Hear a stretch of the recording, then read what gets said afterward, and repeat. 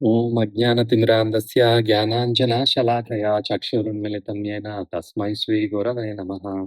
श्रीचैतन्यमनोभीष्टं स्थापितं येन भूतले स्वयं रूपः कदा मह्यं ददाति स्वपदान्तिकम्। वैराग्यविद्या निजभक्तियोगा शिक्षार्थमेकः पुरुषः पुराणः श्रीकृष्णचैतन्यशरीरधारी कृपाम्बुधेर्यस्तम् अहं प्रपद्ये। नमो विष्णुपादाय गौरप्रेष्ठाय भूतले श्रीमते भक्तिप्रपन्नतीर्थगोस्वामी नामिने श्रीरूपानगसारस्वत श्रीधरनगता सन्निकतं त्वां नवद्वीपधाम सेवानिष्टं दिव्यसद्गुणान् भूषितं पतितानां विमोचनाय कृष्णनामामृतप्रदायकं वन्दे तं भक्तिप्रपन्नतीर्थं श्रीगौरकृष्णप्रेमप्रदं। जय श्रीकृष्ण चैतन्य प्रभु नित्यानंद श्री अद्वैता गदाधर श्रीवासदि गौरभक्तवृंद। हरे कृष्णा कृष्ण कृष्ण हरे हरे, हरे రామ రామ రామ హరే హరే. సో మన రామాయణాన్ని చాలా బ్రీఫ్‌గా 2 రోజుల్లోని మొదటి నుంచి ఆఖరి దాకా ఏం జరిగిందో చెప్పుకున్నాం. ఇప్పుడు ఒక్కొక్క సన్నివేశం తీసుకొని అంటే రామాయణం చాలా విధాలుగా చూడొచ్చు. భక్తి రూపంలో చూడొచ్చు.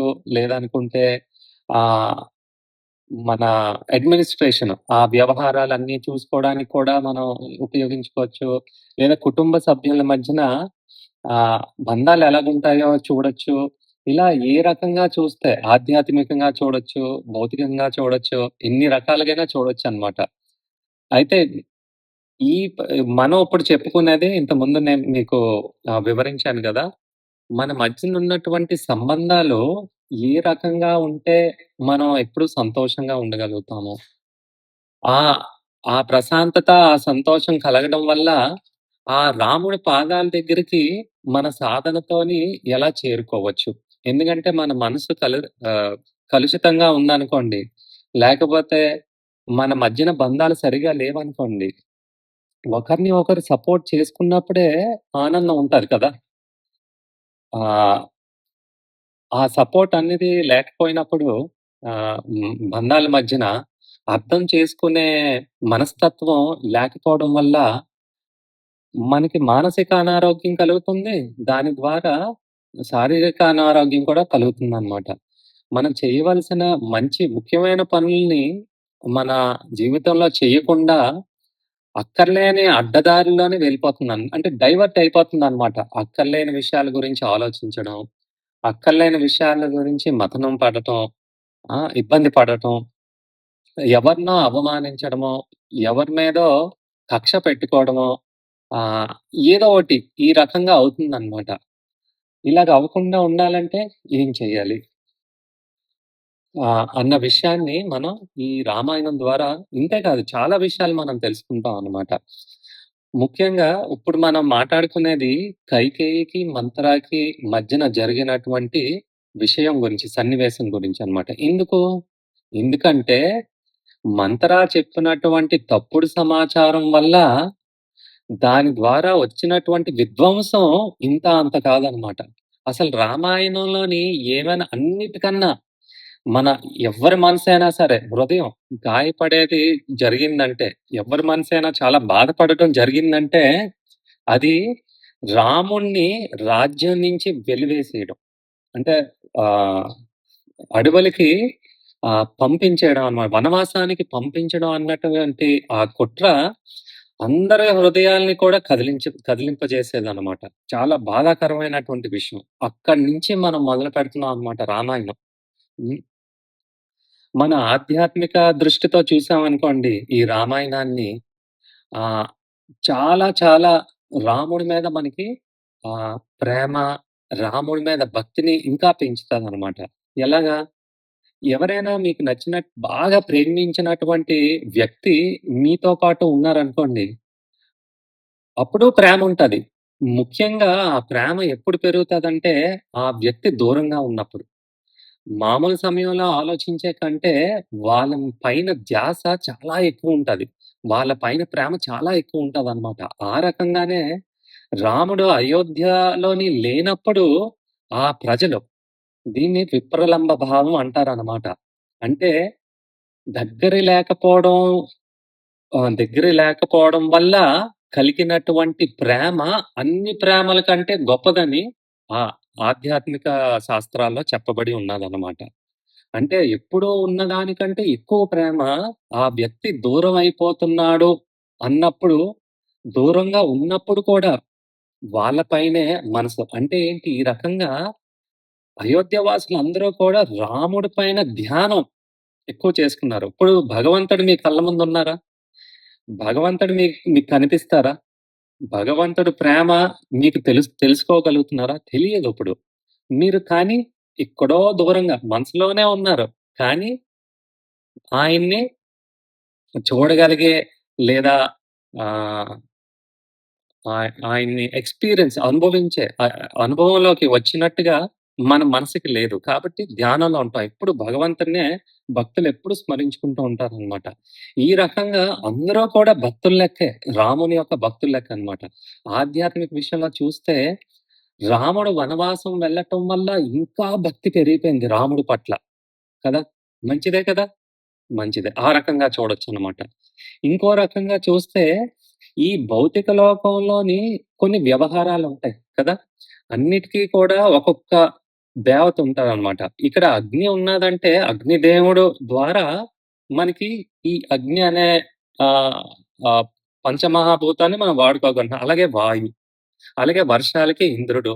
ఇలా ఒక్కొక్క పని చేయడం కోసం ఒక్కొక్క అడ్మినిస్ట్రేటర్ అంటే దేవత ఉన్నారనమాట. కానీ ఒక్కొక్కసారి కొంతమంది రాక్షసులు కూడా ఈ లోకానికి వస్తూ ఉంటారు. ఆ రాక్షసులు అందరిని కూడా భయపెడుతూ ఉంటారనమాట. వాళ్ళ పరిపాలించే విధం ఎలా ఉంటదంటే సక్రమంగా ఉండదు. వాళ్ళ సెల్ఫిష్‌నెస్ కోసం. హ్మ్. వాళ్ళ సెల్ఫిష్ నేచర్ వల్ల వాళ్ళు కావాల్సిందే వాళ్ళ కోరికలు తీర్చుకోవడానికే పరిపాలిస్తారు. వాళ్ళ కోరికలు తీర్చుకోవడానికి ఎవరినైనా ధ్వంసం చేస్తారు. భయభీతులతోని ప్రజల్ని ఉండేటట్టుగా వాళ్ళని కంట్రోల్ చేయటానికి ఈ రకంగా ఉంటారనమాట. ఒక్క మంచి పని కూడా ఉండదు. ఈ రోజుల్లో చూసినట్టయితే మనం అందరం కూడా అనుభవిస్తున్నదే. ఆహ్, రావణాసురులాగే కదా! ఇప్పుడు ఈ పొలిటికల్ లీడర్స్ ఏంటి అన్ని రకాల ఒక కంపెనీలో లీడర్ అవ్వనియండి, ఇంట్లో కూడా కొంతమంది ఇంట్లోని ఆ యజమానులు కానియండి, అందరూ కూడా నేనంటే అందరికీ ప్రేమ కలగాలి అన్నట్టుగా వ్యవహరించట్లేదు. నేనంటే అందరూ భయపడాలి. నేననుకున్నది వెంటనే చేసేయాలి. జరగకపోతే అంతే. వాడి పనయిపోయినట్టే. ఇప్పుడు అందరూ కూడా అదే ధ్యాసలో ఉన్నారు. ఈ మీడియా వల్ల, ఈ సినిమాలు చూడడం వల్ల అవతల వాడు నచ్చలేదంటే ముందు వాడిని కాల్చి చంపేయాలి. లేదా నరికి చంపేయాలి. తర్వాత సంగతి తర్వాతది. అంతేకాని అంటే విచక్షణ జ్ఞానం పూర్తిగా కోల్పోయిందనమాట. అయితేనేమి అప్పుడు రాముడు ఎందుకొచ్చారు ఇక్కడికి? ఈ భూమి మీదకి ఎందుకు అవతరించారంటే, ఇలాంటి రావణాసుడి సంగతి చూడడం కోసం. ఇలాంటి రావణాసుని యొక్క పరిపాలనని అంతం చేయడానికి. అంతే కాదు రావణాసుడినే అంతం చేయడానికి. అటువంటి రాక్షసులందరిని కూడా అంతం చేసి, మళ్ళీ మనం ప్రశాంతంగా మనందరం కూడా బాగా జీవించాలని అన్న ఉద్దేశంతోని భగవంతుడే స్వయంగా ఎవరినైనా పంపించొచ్చు. రావణాసురుడిని వధించడం పెద్ద గొప్పేం కాదు. కానీ భగవంతుడికే ఇష్టం స్వయంగా వచ్చి భక్తులందరినీ కూడా బాగా ఉద్ధరించాలన్న ఉద్దేశంతోని ఈ అవతారం తీసుకొని రాముడు మళ్ళీ ఈ భూమి మీద అవతరించడం జరిగిందనమాట. అంటే ఇక్కడ మళ్ళీ ధర్మాన్ని స్థాపించడానికి, అధర్మాన్ని అంతటిని కూడా నశింపచేయడానికి, భక్తులందరినీ కూడా కాపాడటం కోసం భగవంతుడు వేరు వేరు అవతారాల్లోని రావటం జరుగుతది. ఆ రకంగానే ఇక్కడ భూమి మీద జరుగుతున్నటువంటి అధర్మం, అన్యాయాన్ని అరికట్టడం కోసమని ఆ స్వయాన భగవంతుడు రామావతారంలోని రావటం జరిగింది. ఇది రెండవది. మొదటి విషయం ఏంటి ఆధ్యాత్మిక విషయం. రెండవది మన భూమి మీద ఉన్నటువంటి మనందరిని ఉద్ధరించడం కోసం. మూడవది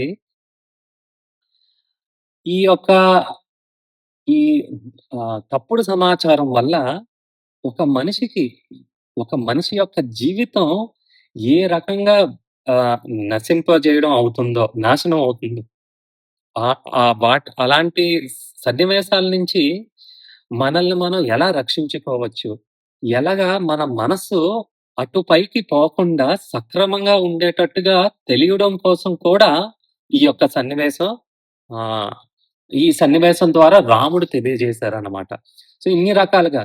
ఎందుకంటే, అసలు రాముడు అడవికెళ్ళకపోతే, రావణాసుడు సీతని ఆహ్, అపహరించి తీసుకొని వెళ్ళకపోతే, రాముడు రావణాసుడిని వధించే సన్నివేశం కుదురుతుందా? అసలా విషయం జరుగుతుందా? మనందరికీ మంచి జరుగుతుందా? జరగదు. కొన్ని మంచి జరగాలంటే ఈ ఇటువంటి చెడు సన్నివేశాలు కూడా జరగాలి. ఆ ఛాలెంజెస్ రావాలనమాట. దాని నుంచే ఒక మనిషి దృఢమైనటువంటి మనస్తత్వాన్ని పొందుతాడనమాట. ఈ మన మన జీవితంలో వచ్చినటువంటి ఈ కష్టాల వల్లే వాడికి తెలివితేటలు పెరుగుతాయనమాట. లేకపోతే చాలా వీక్‌గా ఉంటారు. ఇప్పుడు చూడండి, ఇప్పుడు జనరేషన్స్ చాలా మంది వాళ్ళు చాలా వీక్ మైండెడ్. సైకలాజికల్‌గా, మానసికంగా చాలా చాలా వీక్ అన్నమాట. చిన్న కష్టాన్ని కూడా వాళ్ళు ఓర్చుకోలేరన్నమాట. ఆహ్, ఇంకోటి వాళ్ళు చాలా సెల్ఫిష్. పెద్దవాళ్ళ కోసమో, ఇంట్లో వాళ్ళ కోసమో, లేకపోతే సమాజం కోసమో ఇవన్నీ వాళ్ళకనవసరం. వాళ్ళనుకున్న కోరికలు వాళ్ళకి అర్హత ఉన్నా లేకపోయినా, వాళ్ళ తల్లిదండ్రులకి వాళ్ళకి ఇవ్వగలిగినటువంటి స్తోమత ఉన్నా లేకపోయినా, వాడు అనుకున్నది జరిగిపోవాలనమాట. ఆహ్, అది జరగకపోతే వాళ్ళ ప్రాణాలైనా తీసేస్తారు. అది అది సొంత తల్లిదండ్రులైనా పర్వాలేదు, అన్నదమ్ములైనా పర్వాలేదు, స్నేహితులైనా పర్వాలేదు, ఆఖరికి గురువైనా పర్వాలేదు. వాళ్ళకి నచ్చింది ఏమైనా జరిగితే ఓర్వలేరు. లేదా వాళ్ళ ప్రాణాన్ని వాళ్ళు తీసేసుకుంటారు. ఆత్మహత్య చేసుకుంటారనమాట. అంటే చిన్నదానికి కూడా వాళ్ళు ఆహ్, చాలా దారుణమైనటువంటి ఆహ్, పనిష్మెంట్స్ వాళ్ళిచ్చుకోవడమో, లేపోతే ఇంకొకరికి విధించడమో జరుగుతుందనమాట. సో, ఈ కష్టాలు ఎందుకొస్తాయంటే దాన్ని ఎదుర్కొన్న ప్రతిసారి మనలోని ఆత్మవిశ్వాసం పెరుగుతది. ఇంకెప్పుడైనా ఎటువంటి మనకి ఆహ్, ఇబ్బంది కలిగినా కూడా దాన్ని ఎలా ఎదుర్కోవాలో తెలుసు కదా! ఇప్పుడు ఆల్రెడీ మీరు ఎదుర్కొన్నారు కాబట్టి. అంటే కావాలని కష్టాలు కొని తెచ్చుకోకూడదండి. వచ్చినటువంటి కష్టాన్ని మనం సక్రమంగా జ్ఞానంతోని, ఇదిగో ఈ రామాయణం ద్వారా రామాయణ ఇచ్చినటువంటి జ్ఞానం ద్వారా మనం సక్రమంగా వాటిని ఎదుర్కొంటే మన జీవితం చాలా సవ్యంగా, ప్రశాంతంగా ఆహ్, గడిచిపోద్దనమాట. మనం కూడా ఒక ఉదాహరణ కింద మిగులుతాం అనమాట. మన కుటుంబీకులకి, మన వచ్చినటువంటి తరాల వాళ్ళకి ఒక మార్గాన్ని చూపించిన వాళ్ళం అవుతాం. మనమే సరిగా లేకపోతే, మన ప్రవర్తనే సరిగా లేకపోతే, మనం రామాయణమే తెలుసుకోకపోతే, భగవద్గీతయే తెలుసుకోకపోతే, ఒక జీవుడు ఏ రకంగా బతకాలని తెలుసుకోలేకపోతే, అందుకే రామాయణం అనమాట. రామాయణం చెప్తదనమాట. ఎలాగా ఒక మనిషి జీవితం విధ్వంసం అవుతుంది. ఈ ఈ తప్పుడు సమాచారం వల్ల. అటువంటి సమయంలోని మనం ఏ రకంగా ఆలోచించాలి అన్న విషయాన్ని ఆహ్, చెప్తదనమాట. సో, ఇదంతా కూడా కపటంతోనే చేసినటువంటి పననమాట. ఇదంతా కూడాను. ఇదంతా ఎక్కడ మొదలవుతుందంటే అయోధ్య అంటే సూర్యవంశీకులు పరిపాలించినటువంటి ఆహ్, రాజ్యం అన్నమాట అది. సూర్యవంశీకులు పరిపాలించినటువంటి రాజ్యం. అక్కడ డిక్టేటర్, అప్పుడు మొనార్క్ అంటారనమాట. అంటే ఆహ్, ఇప్పుడులాగా అందరూ కలిసి ఎలక్షన్‌లోని ఎన్నుకునే రాజులు రాజే కాదనమాట. శాస్త్రాల ప్రకారం సాధారణమైనటువంటి జీవుడు ఎన్నుకునేటటువంటి వాడు రాజు కాకూడదనమాట. ఎందుకంటే సాధారణమైనటువంటి మనిషికి వాడికి ఏం తెలివితేటలుంటది? వాడికి మంచి జరగాలంటే ఏం చేస్తే మంచి జరుగుతాదన్నటువంటి తెలివితేటలు వాడికెక్కడుంటాయి? ఉండదు. రాజుని ఎన్నుకోవాలంటే కేవలం మంత్రులు ఎన్నుకోవాలనమాట. మంత్రులు చాలా జ్ఞానవంతులు. ఈ ఆహ్, పాలిటిక్స్ ఈ శాస్త్రాల్ని చాలా బాగా వాళ్ళకి క్షుణ్ణంగా తెలుస్తుంది. అంతేకాదు బ్రాహ్మణులు అంటే ఎప్పుడు భగవంతుడు ధ్యానంలో ఉన్నటువంటి బ్రాహ్మణులు, తర్వాత ఈ ఈ మంత్రులు, ఆహ్, ఈ రాజకీయ శాస్త్రం తెలిసినటువంటి మంత్రులు, భగవంతుని యొక్క శాస్త్రం తెలిసినటువంటి బ్రాహ్మణులు కలిపి ఎన్నుకుంటారు. ఎందుకంటే వాళ్ళకి తెలుసు. ఒక రాజుకి ఉండవలసినటువంటి గుణాలు ఏంటో వాళ్ళకి మాత్రమే తెలుసు. మిగతా వాళ్ళకి ఏం తెలుస్తది చెప్పండి? తెలీదు. అందుకే కదా! ఇప్పుడు ఆహ్, డెమోక్రసీ అంటాం. డెమోక్రసీ తెచ్చిపెట్టింది ఏం తెచ్చిపెట్టింది చెప్పండి మనకి? హుహు. అలాగని చెప్పి రాజులు ఎవడు పడితే వాడు రాజు అయిపోకూడదు. ఆ గుణాలుండాలనమాట. అందుకే రాజఋషులు పరిపాలించేవారు. అంటే రాజుకున్నటువంటి వీరత్వం, ఎలాంటి యుద్ధంకైనా వెళ్లి గెలుచుకోగలిగినటువంటి వీరత్వం అనమాట. రాజుకుండవలసిన గుణం. ఒక ఋషికి ఉండవలసిన జ్ఞానం కూడా ఉండేదనమాట వాళ్ళకి. రాజర్షులనమాట. కాబట్టి అయోధ్యలో పరిపాలించినటువంటి సూర్యవంశీకులు, ఆ రాజులు సాధారణమైనటువంటి వాళ్ళు కాదు. దశరథ మహారాజు సాధారణమైనటువంటి వ్యక్తి కాదనమాట. ఎన్నో కొన్ని వేల సంవత్సరాలు ఆయన ఈ రకంగా పరిపాలించారు.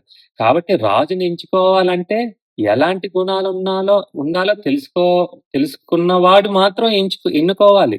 మంత్రులు లేదా ప్రజానిధులు, సామంతులు అలాంటి వాళ్ళకి తెలుస్తదనమాట. సాధారణమైన వ్యక్తికి ఇదిగో మీకు బస్సు ఫ్రీ, ఇదిగో మీకు మందు ఫ్రీ ఇలాంటివి చెప్పి వాడికేం తెలుసు, నాకు మందు దొరికితే చాలు నా జీవితం సంతోషం. నాకు బస్సు ఫ్రీగా ఆహ్, ఇస్తే కరెంటు ఫ్రీగా ఇస్తే తీసుకుంటారు. కానీ తెలివి తక్కువ వాళ్ళేంటంటే, ఇ ఒక దగ్గర ఫ్రీగా ఇచ్చి, ఇంకొక దగ్గర దోచుకునే రాజకీయ నాయకులిప్పుడు కదా! అంతేకాని మీ శ్రేయస్సు కోసం, ఇక్కడ సమాజం లేదా ఈ రాజ్యంలో ఉన్న వాళ్ళందరికీ కూడా రక్షణ కల్పించడం కోసం, వాళ్ళందరికీ తగినంత పనినిచ్చి, దానికి తగ్గ ఉండేటటువంటి బహుమానాన్ని లేదా ద్రవాన్ని లేదా ధనాన్ని ఇవ్వటం. ఎప్పుడూ భగవంతుని యొక్క యజ్ఞాలు సరిగా జరగటం, ఎవరి మధ్యన కూడా గొడవలు జరగకపోవడం, శత్రువుల నుంచి రక్షణ కల్పించడం కోసం. ఎందుకో శత్రువుల నుంచి రక్షణ కల్పించడం? ఎందుకంటే ఇవన్నీ డిస్టర్బెన్సెస్. ఈ డిస్టర్బెన్సెస్ లేకపోతేనే భగవంతుని మీద ధ్యాస పెట్టగలిగే అవకాశం మనకు దొరుకుతది కదా! రాజు ఆహ్, బాహ్యంగా ఉన్నటువంటి శత్రువుల నుంచి అంటే క్షత్రియులు బాహ్యంగా ఉన్నటువంటి శత్రువుల నుంచి రక్షణ కల్పిస్తే, బ్రాహ్మణుడు మన మనసులో ఉన్నటువంటి శత్రువుల్ని నిర్మూలించడం కోసం ఆయనున్నారనమాట. అందుకోసమే ఇప్పుడు బాహ్యంగా రక్షణ లేదనుకోండి, ఎప్పుడో డిస్టర్బెన్స్‌గా ఉంటే మీరు ధ్యానం ఎక్కడ చేస్తారు? కుదరదు. అందుకనే క్షత్రియులు, దశరథి మహారాజు లాంటి వారు ఉండాలి. ఇప్పుడు, ఇప్పుడు మనల్ని పరిపాలించిన వాళ్ళే రాక్షసులు. అందరూ కాకపోవచ్చు. ఆహ్, చాలా మంది. మరి ఎవడైనా అలాంటి వాడు మంచివాడు ఉన్నాడండి అంటే, నాకు తెలీదు కాబట్టి తెలీదని చెప్తున్నాను. కానీ ఈ ఈ రోజుల్లో మాత్రం నేను ఎవరిని అలాంటి వారిని చూడలేదు నేను. పరిపాలించేవారు. కదా! కాబట్టి రాజుని అంటే మొనార్క్, మొనార్క్ అయ్యుండాలి. డిక్టేటర్ అయ్యుండాలనమాట రాజు అంటే. అంటే ఆయన ఒక్క శాసనాన్ని విధించారంటే మొత్తం రాజ్యం అంతా వినాల్సిందే.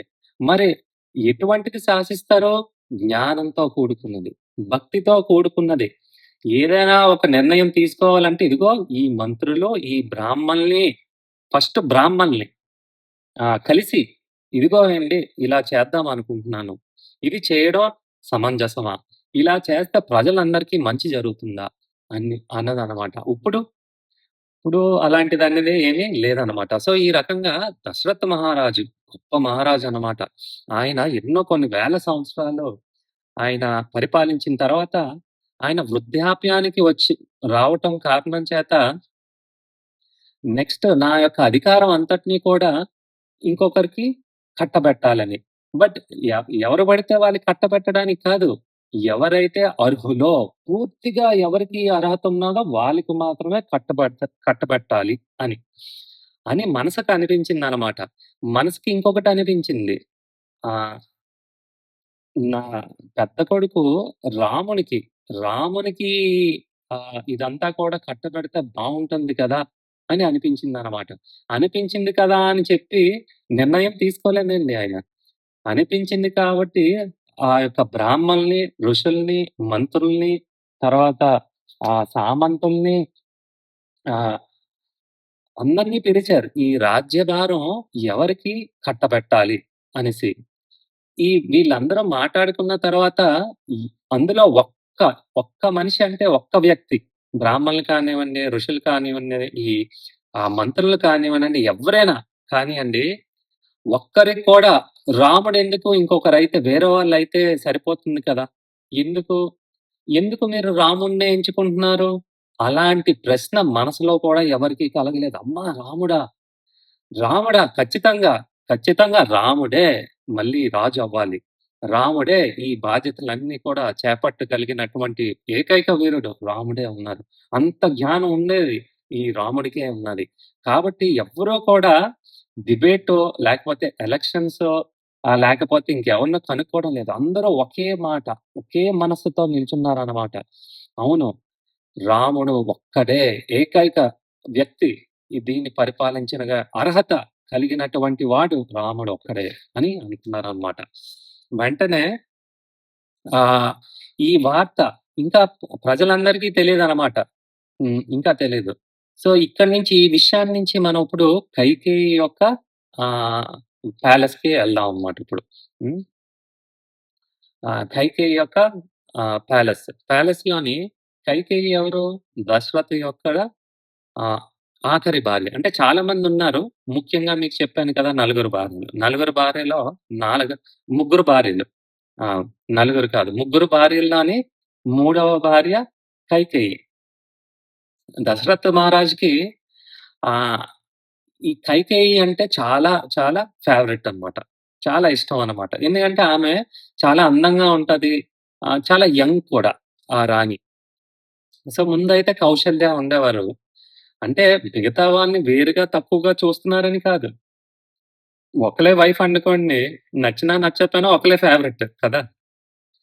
కానీ నలుగురున్నప్పుడు ఏదో ఒక గుణం నచ్చుతది. ఏదో ఒక ఎక్స్‌ట్రా నచ్చుతదనమాట. ఆ రకంగా కైకేయి అంటే దశరథ్ మహారాజుకి ఇష్టం అనమాట. సో, ఈ రకంగా ఈ వీళ్ళ కుటుంబ వాసులందరూ కూడా దశరథ మహారాజు కుటుంబ వాసులందరూ కూడా అక్కడున్నటువంటి వాతావరణం చాలా చాలా ప్రశాంతంగా, చాలా సంతోషంగా ఉన్నదనమాట. ఆ సమయంలోని. కౌశల్య కానీ, కైకేయి కానీ మధ్యన ఎప్పుడూ కూడా, ఎప్పుడూ కూడా చిన్న దురుద్దేశం కూడా కలగలేదు. చిన్న అసూయ కూడా కలగలేదు. వాళ్ళెప్పుడూ కూడా సొంత ఏంటి ఇంకా గొప్ప అక్కా చెల్లెల కింద చాలా బాగా ఉన్నారనమాట.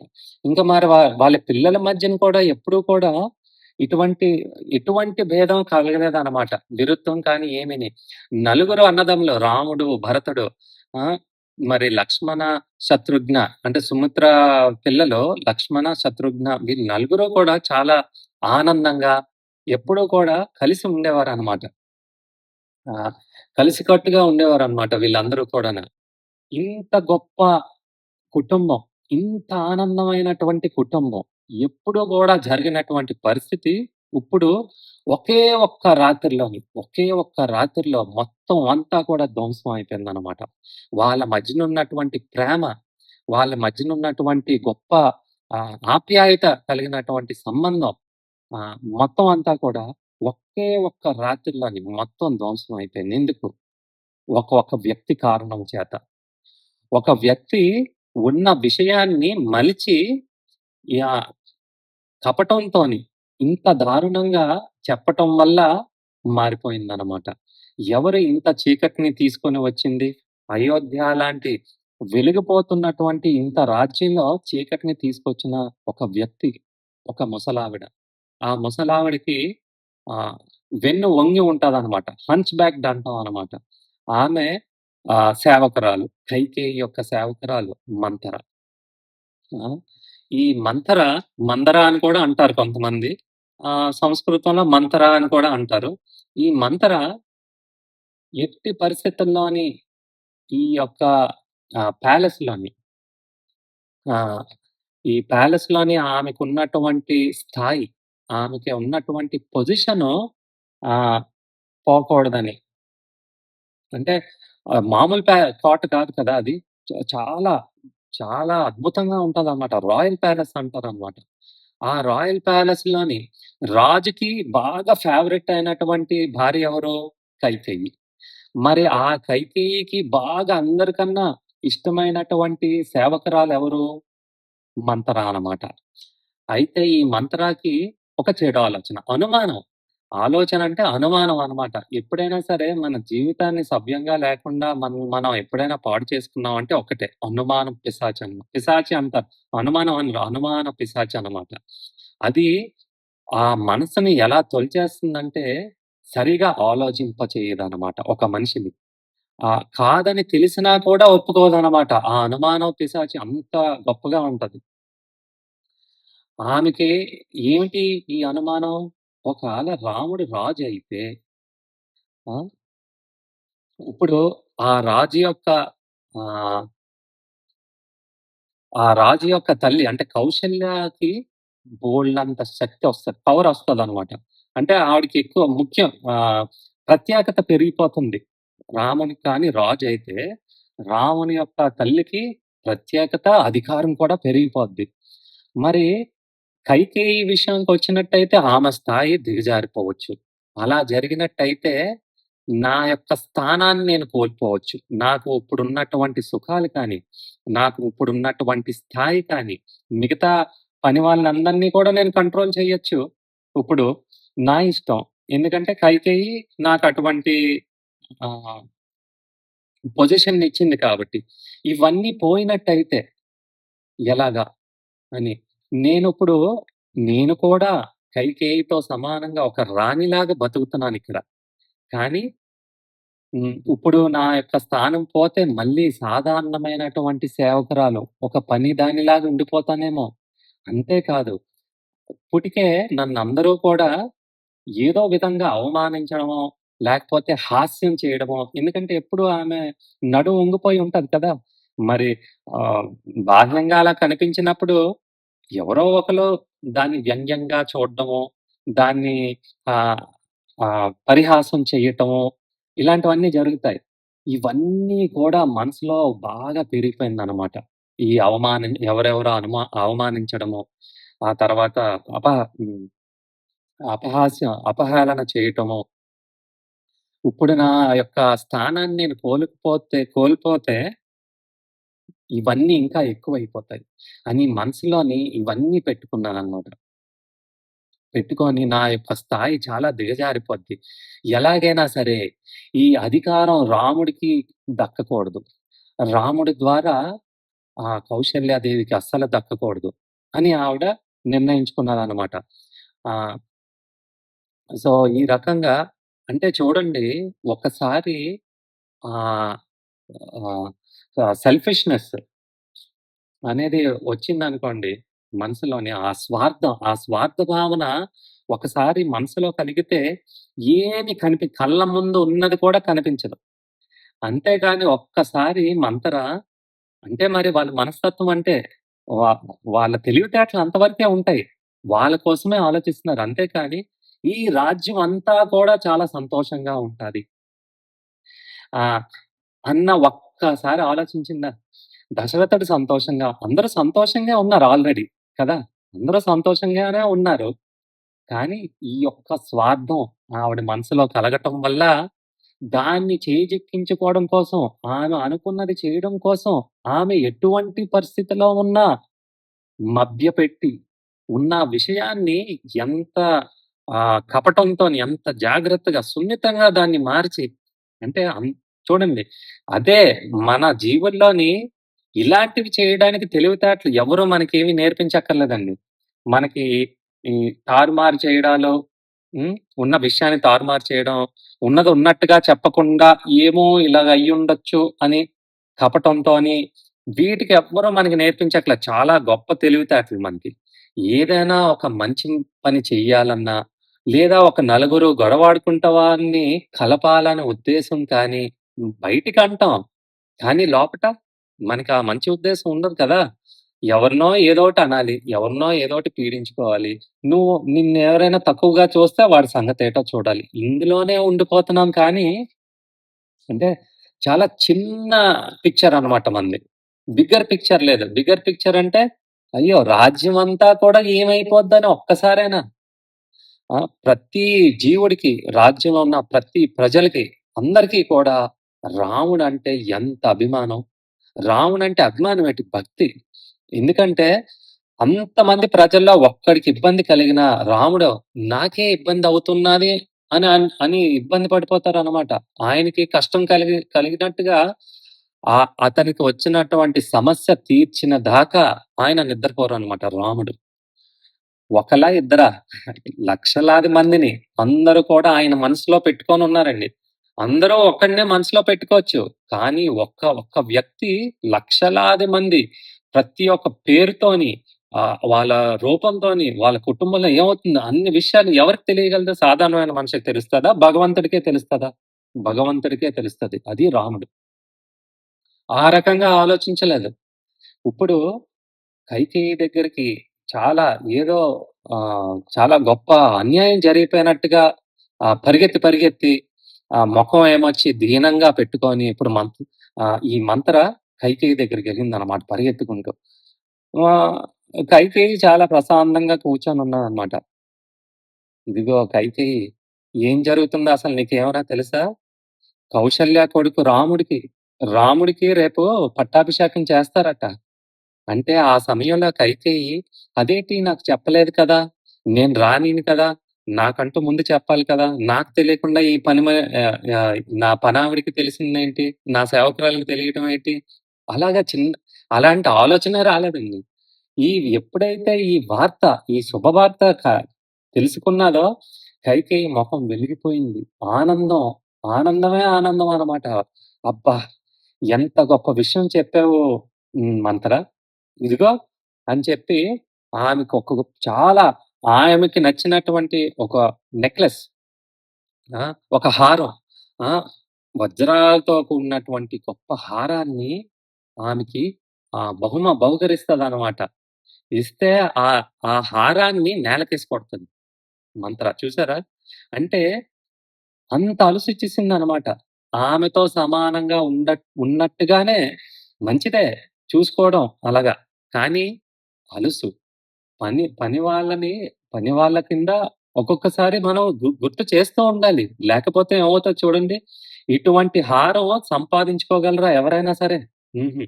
ఉచితంగా, బహుమానంగా, సంతోషంతోని అదీని. ఏదో ఇవ్వాలని ఇవ్వట్లేదు. చాలా సంతోషంతో హృదయపూర్వకంగా ఇచ్చినటువంటి ఆ యొక్క హారాన్ని నేలకేసి కొట్టిందనమాట ఇప్పుడు. నువ్వు రాకుమారివేనా? ఒక రాజుకి పుట్టినటువంటి కూతురువేనా నువ్వు? నీకసలేమైనా తెలివితేటలున్నాయా? నీకు వాళ్ళు ఎందుకు ఈ విధంగా చేస్తున్నారో కొంచెమైనా నీకేమైనా అర్థమవుతుందా నీ తలకాయకి? ఆ! భరతుడికి రావాల్సినటువంటి అధికారం ఇంకెవరికో ఇస్తారా? కొంచెమైనా నువ్వు ఆలోచించావా?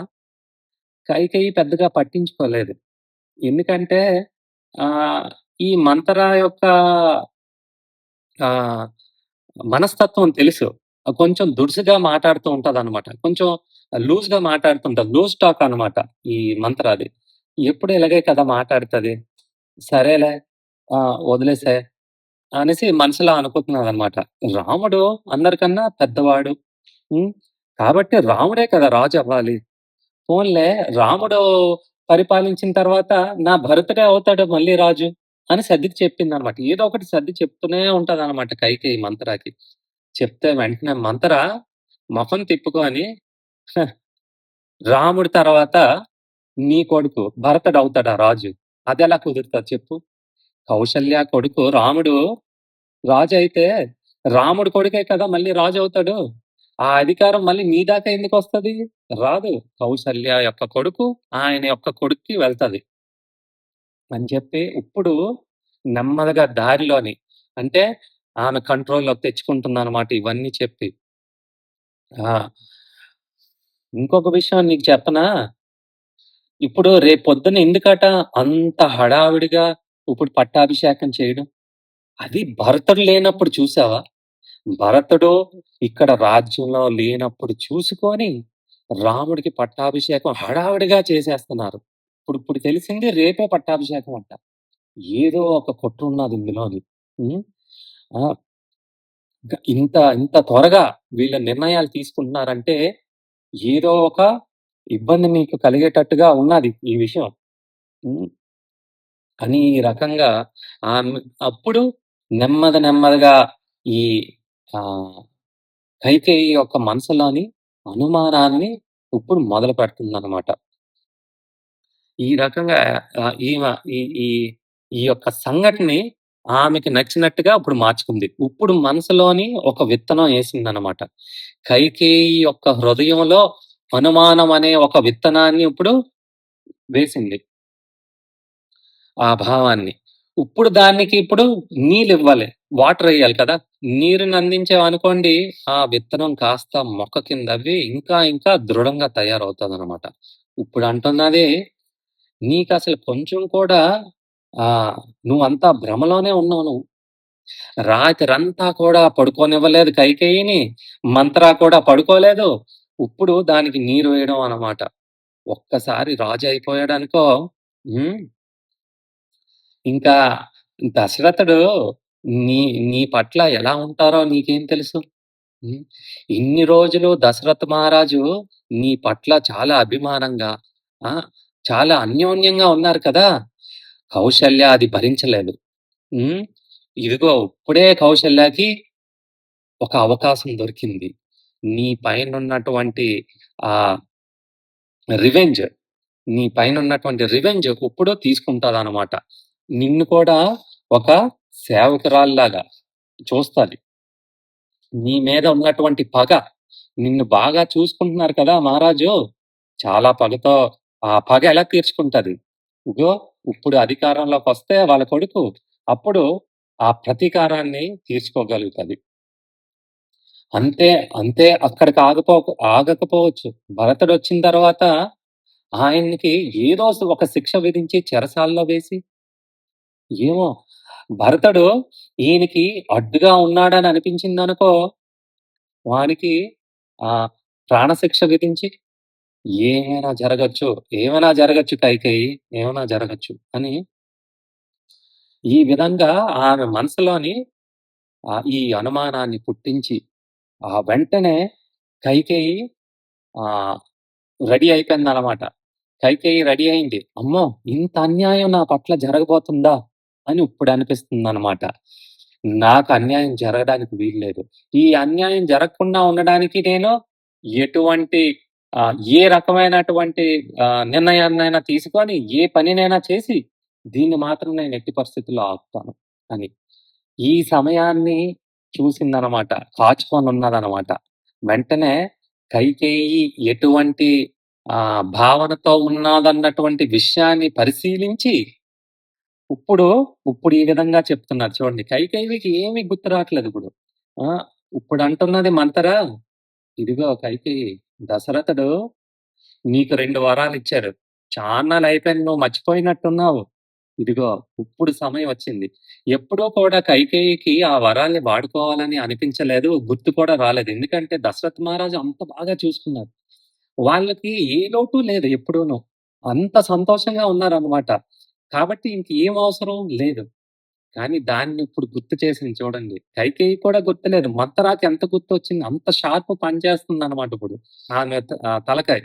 ఇప్పుడు ఇదిగో 2 వరాలు ఈ విధంగా అడుగు. భరతుడిని రాజు కింద చెయ్యాలి. పట్టాభిషేకం చేయాలి. అదే సమయంలో రామునికి 14 సంవత్సరాలు వనవాసం పంపించాలి. ఇందులో మాత్రం ఇదిగో నువ్వు మాత్రం ఈ విషయంలోని నువ్వు సున్నితమైన హృదయంతోని నువ్వు ఇవి దీన్ని ఎదుర్కోవద్దు. నీకనిపించొచ్చు. రాజు నిన్ను ఒప్పించొచ్చు. సరే భరతుడిని రాజు కింద చేద్దాము. కానీ రాముడిని మాత్రం వనవాసానికి పంపించొద్దు. ఇక్కడే ఉంటాడు అనంటే నువ్వు సర్దుకుపోవద్దు. రాముడు కానీ ఇక్కడ రాజ్యంలోని ఇక్కడే ఉన్నాడంటే, ఇక్కడున్నటువంటి ప్రజలెవరూ కూడా భరతుడిని రాజు కింద అంగీకరించలేరు. రాముడు రాజ్యంలోంచి పూర్తిగా బయటికి వెళ్ళిపోయి 14 సంవత్సరాలైతే ఆ సమయంలో జనాలు రాముడి కోసం మర్చిపోయి కొంతవరకు అప్పుడు భరతుడి పైన వాళ్ళ యొక్క దృష్టి మళ్ళి అప్పుడు ఆ రకంగా భరతుడు ఈ యొక్క ప్రజలందరి యొక్క హృదయాన్ని ఆహ్, గెలుచుకుంటారు. చూసుకో నువ్వే ఆలోచించుకో అని జెప్తారనమాట.